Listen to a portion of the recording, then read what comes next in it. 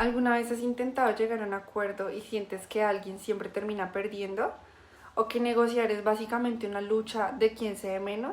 Porque seamos honestos, eso es lo que normalmente pensamos cuando escuchamos la palabra negociación. Pero ¿y si te dijera que existe un método que promete todo lo contrario? Un método que dice que puedes negociar sin pelear, sin ceder y aún así ganar. Suena bien, ¿no? Incluso suena un poco idealista. Este modelo nace en la Universidad de Harvard en Estados Unidos y ha sido aplicado en conflictos empresariales, políticos e incluso personales. Se llama el método Harvard de negociación y su propuesta es clara: dejar de enfocarnos en posiciones y empezar a entender intereses. Pero aquí es donde surge la verdadera pregunta: ¿esto realmente funciona en la vida real o es solo una teoría que suena perfecta en papel? Hoy, en Negocia como un tiburón, analizamos a fondo este método. Lo pusimos a prueba, investigamos fuentes académicas y realizamos un debate donde cuestionamos su efectividad en contextos reales. Y lo que encontramos no es tan simple como parece. Acompáñanos en este reportaje para descubrir si realmente es posible negociar sin ceder o si al final siempre alguien termina perdiendo.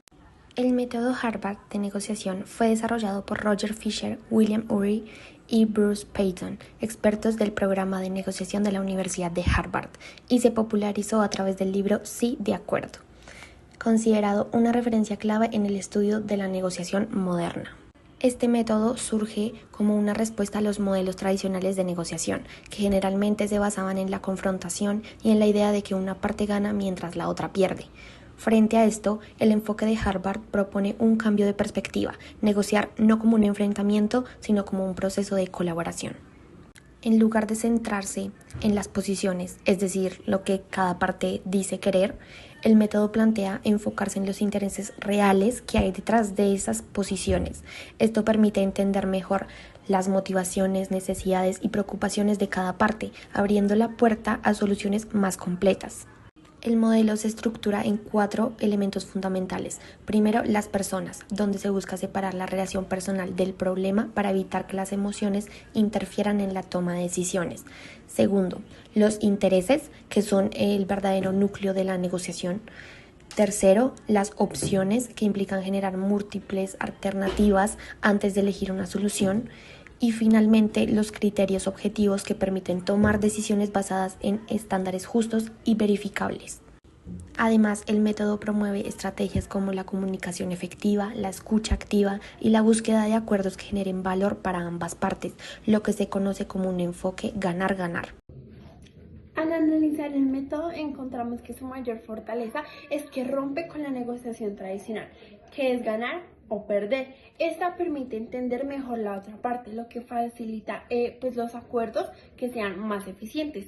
Además, fomenta la creatividad al generar múltiples opciones antes de la toma de decisiones. Sin embargo, hay investigaciones adicionales que muestran que este modelo básicamente no es fácil de aplicar en todas las situaciones. ¿Por qué? Porque hay factores como las emociones, la presión del tiempo o los intereses ocultos que pueden llegar a dificultar la implementación de este.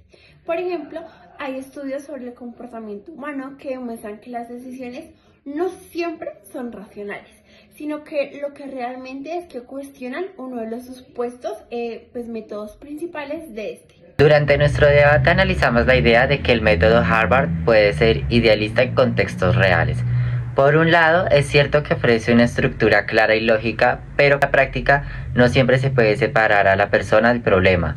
En negociaciones reales, especialmente en el mundo empresarial, existen desequilibrios de poder, presión por resultados y en muchos casos falta de cooperación. Si una de las partes no está dispuesta a negociar de buena fe, el método pierde efectividad. Esto nos lleva a cuestionar si realmente se puede aplicar en todos los contextos o si funciona mejor en escenarios isolados y colaborativos. Para entender mejor cómo funciona el método Harvard en la práctica, analizamos 2 escenarios que nos permiten ver claramente los alcances y sus limitaciones. En primer lugar, pensamos en un contexto colaborativo, como por ejemplo una negociación entre socios de un mismo negocio.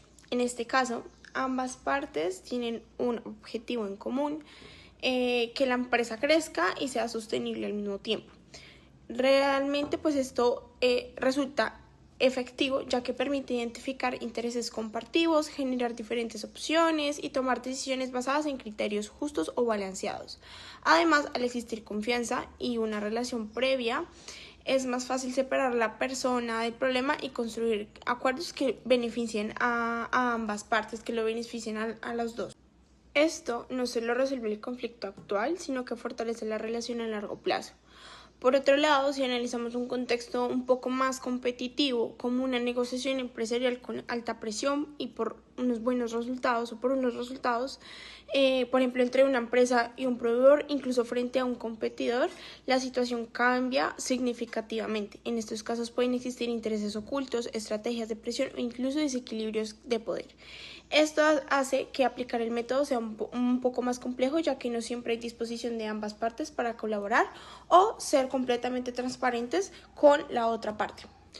Además, factores como el tiempo limitado o la urgencia por cerrar un acuerdo pueden hacer que una de las partes priorice el resultado inmediato sobre la construcción de una solución justa, conjunta o equilibrada. El enfoque del método Harvard puede quedarse corto o puede necesitar adaptaciones y cambios significativos. En conclusión, estos ejemplos nos muestran que el método no es una solución universal. Su efectividad depende del contexto o la medida del contexto en el que estén y de la relación entre ambas partes y el nivel de cooperación que existe en la negociación. También pues los intereses que tenga cada parte o las jugadas estratégicas que quieran aplicar en la negociación. Después del análisis y el debate, concluimos que el método Harvard es una herramienta valiosa pero no perfecta. Su enfoque en interés y cooperación lo hace ideal para construir relaciones sostenibles. Sin embargo, sus limitaciones aparecen en contextos donde hay emociones intensas, desigualdad de poder o falta de colaboración. Por esta razón, recomendamos utilizar este método como base, pero adaptarlo según la situación real en cada negociación. Después de todo este análisis, queda claro que negociar no es tan simple como seguir un paso a paso, porque al final no negociamos con teorías, negociamos con personas. Y las personas sienten, reaccionan, presionan y muchas veces no juegan bajo nuestras mismas reglas. El método Harvard nos da una base poderosa, sí, pero no es una fórmula mágica. Es una herramienta que funciona mejor cuando sabemos adaptarla, cuestionarla y sobre todo cuando entendemos que el contexto en el que estamos negociando. Tal vez la clave no está en negociar sin ceder, sino en saber cuándo hacerlo, cómo hacerlo y con quién hacerlo. Porque en el mundo real, negociar bien no es solo llegar a un acuerdo, es saber leer la situación, tomar decisiones inteligentes y construir resultados que realmente valgan la pena. Esto fue Negocia como un tiburón y gracias por acompañarme.